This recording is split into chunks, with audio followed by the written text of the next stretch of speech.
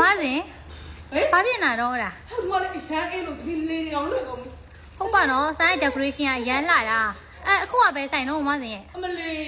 အပြစ်မှာဘလောက်ပူနော်ဒီဆိုင်ခွဲကိုရောက်သွားပြီဆိုတော့ဒီမှာတွေ့လေးတွေတွေ့တာအမလေးလွင့်တာဆိုတာလေအေးချမ်းမှုလည်းပေးမယ်ပြီးတော့လည်းအမလေးအေးလာပြီတော့လောက်ပြီလို့နော်အေးချမ်းမှုတွေပေးမယ်ပြီးတော့ဒီ decoration အမလေးတော်ပါသေးရဲ့နော်တော့အဲ့လိုမျိုးပြောလိုက်တာနဲ့ထောက်ရက်သွားတာအဲ့လိုအေးမှုကနော်ပြောလိုက်တာနဲ့ရက်တော်ပြီဆိုရင် stop ပဲနော်လုံးဝမဖြစ်တော့ပြီးတော့ decoration လာမှာပေါ့ဒါ